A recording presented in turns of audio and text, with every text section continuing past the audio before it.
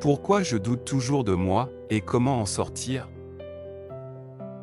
Je me souviens d'une femme que j'ai accompagnée il y a quelques années. Appelons-la Élodie.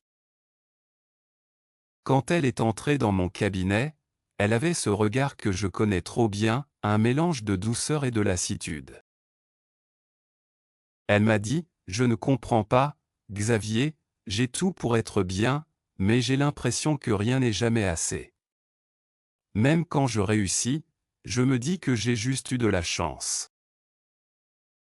Elle doutait d'elle en permanence.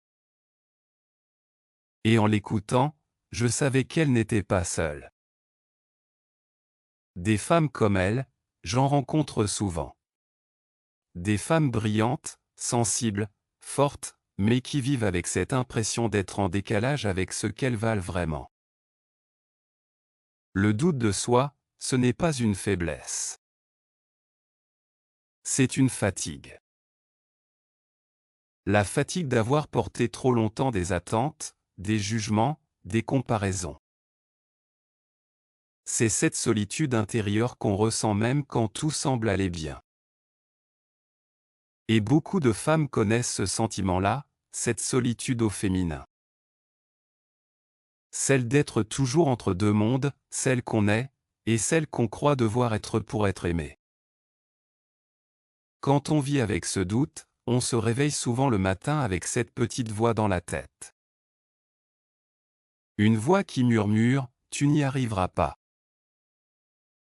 Ou pire encore, qui es-tu pour croire que tu peux y arriver? Et à force de l'écouter, on finit par lui donner raison. On se replie. On s'excuse d'exister trop fort. On apprend à se faire petite. Et sans s'en rendre compte, on s'efface. Mais ce doute, il ne vient pas de nulle part. Il s'installe quand, pendant trop longtemps, on a cherché à être la bonne personne pour les autres. La fille qui ne dérange pas. La femme qui comprend tout. Celle qui aide, qui écoute, qui soutient, mais qu'on oublie de soutenir à son tour. Et à force d'exister à travers les besoins des autres, on oublie les siens. C'est là que naît le vide.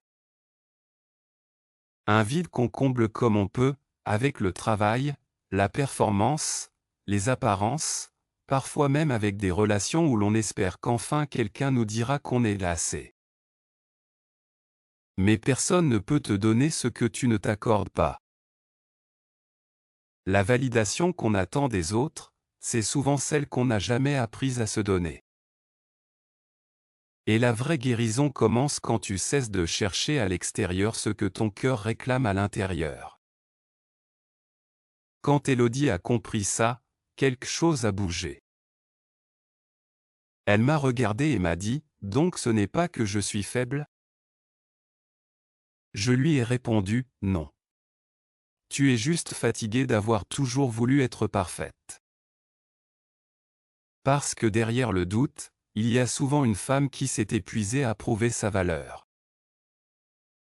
Une femme qui a cru qu'elle devait mériter l'amour, mériter la reconnaissance, mériter sa place.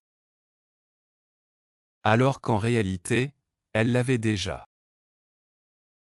Tu vois, le doute de soi, c'est un peu comme une brume.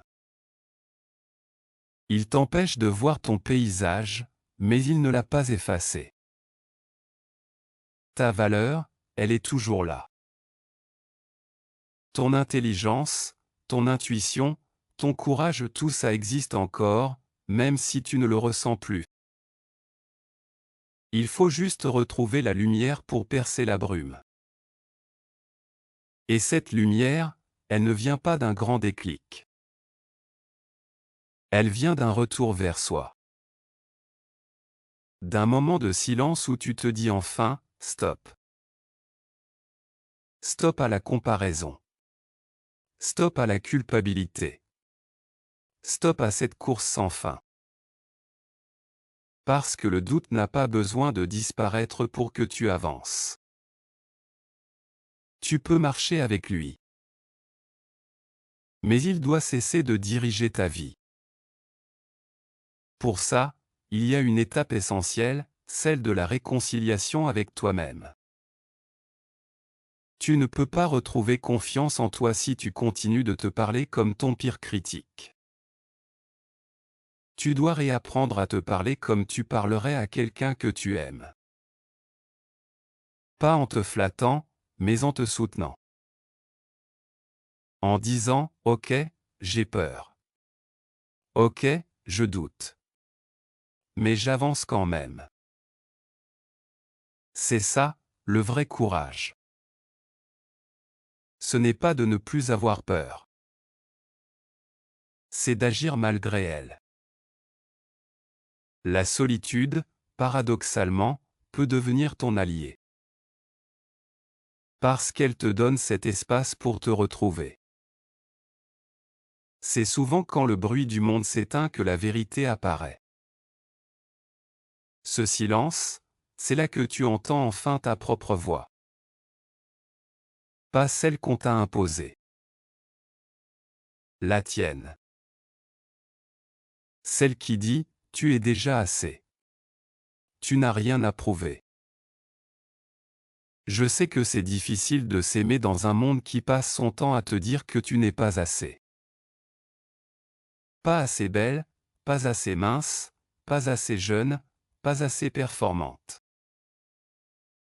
Mais ce monde ne te connaît pas. Il ne connaît pas ton histoire. Il ne connaît pas tes nuits blanches, tes efforts, tes blessures. Toi, tu sais. Et c'est à toi de redevenir ton propre repère. La confiance, ce n'est pas une destination. C'est une relation. Une relation entre toi et toi. Et comme toutes les relations, elle demande du temps, de la patience et de la tendresse. Mais chaque fois que tu te choisis, que tu dis non à ceux qui ne te respectent pas, que tu dis oui à ceux qui te nourrissent, tu reconstruis cette confiance.